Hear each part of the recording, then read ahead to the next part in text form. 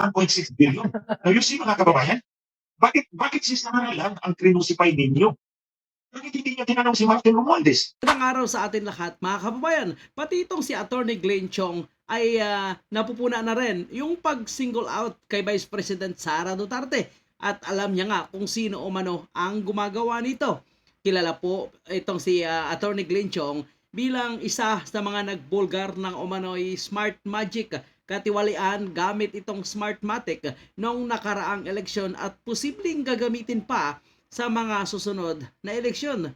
Tandaan po natin na ang dating Comelec chairman na si Bautista ay kinasuhan dahil sa skandalo patungkol sa Smartmatic. Kaya malinaw at may patunay na talagang gumagawa ng magic itong Smartmatic. Ano naman pala ang komento ni Attorney Glenn Chong at ang kanyang napupuna sa patungkol sa pag-single out kay Vice President Sara Duterte na napakalinaw na ito umano ay isang demolition job para sa mga nangunguna or siya nga ang nangunguna sa survey para sa darating na 2028. Mga kababayan, malinaw na naman, they're singling out Sara Duterte as if siya lang ang tumanggap ng or gumamit ng confidential funds or intelligence funds. As I've said before, by its nature, confidential funds and intelligence funds are not demons per se. Pero dito, dinidemonize nila si Sara Duterte, the Vice President. Itong pag-single out nila kay Sara, this is more of a demolition. And it's very clear, it's a demolition job. Tingnan po ninyo mga kababayan. Magkano ba ang confidential and intelligence fund ni Sara na they are making a circus out of it? 125 million. Together with the Office of the President and the Department of Education, 650 million compared to Romualdez. Ma'am, yung ano yan? Ma'am, yung 625 million, yan yung nasa budget. Yan yung nasa National Expenditure Program. Para sa susunod na taon. Pero yung 2022 ang pinag-uusapan natin. Let's put that in context. Yung 2022, magkano bang kay Sara? 125 million. 150 million. Okay, sige, 150 million. Magkano bang ginastos ni Bongbong Marcos sa Confidential and Intelligence Fund? Ang sabi ng Commission on Audit, 4.5 billion. 4.5 billion ang ginastos ng Office of the President sa Confidential and Intelligence Fund. But because happy yung term na yun, 6 months kay President Duterte, 6 months kay Bongbong Marcos, we do not know exactly kung magkano. Kasi hindi naman sinabi ng COA. Basta 4.5 billion, which is actually kind of misleading. No, kind of misleading yung balita na yun. Office of the President spent 4.5 billion in Confidential and Intelligence Fund. Dapat klinaro yan ng COA. Magkano ba ang ginastos ni President Duterte at magkano ba kay Bongbong Matic? Kasi kung assuming 4.5 billion, di 2.25 yung kalahati kay Bongbong Marcos, most likely. 2.25 billion pesos ang ginastos ni Bongbong Marcos in Confidential and Intelligence Fund.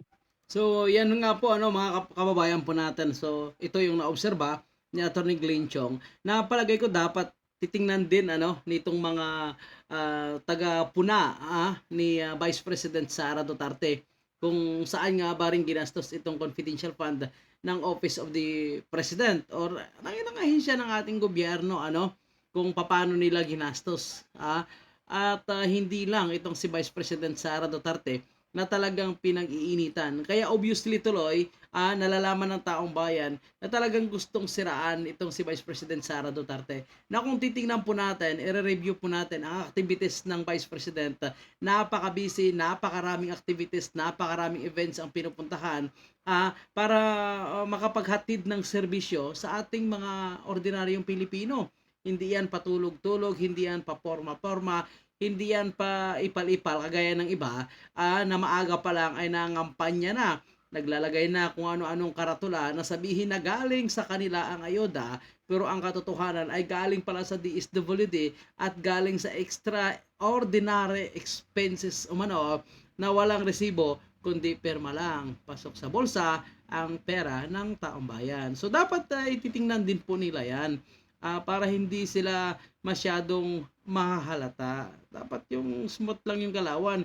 Pero masyadong magaspang ang kanilang galawan, mga kababayan po natin, na tayo naman ay hindi naman tayo bobo at alam natin ang takbo ng pamumulitika sa ating bansa. Ang sabi nga ni Vice President, maaga pa para sa pamumulitika. So may oras ang lahat. So dahan-dahan lang yung mga tambalos-los diyan, di ba?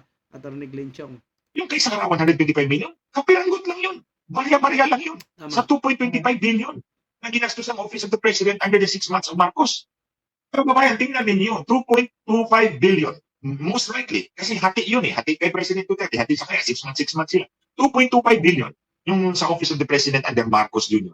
Compared to 125 million kay Sara Duterte. Kapiranggot lang yan, barya-barya lang yan. You should be asking this President, who was seated by Smartmatic, proclaimed by Smartmatic, kung saan napunta yung 2.25 billion. It's not fair na i-crucify mo si Sara Duterte for 125 million. Ha? Klaruhin natin.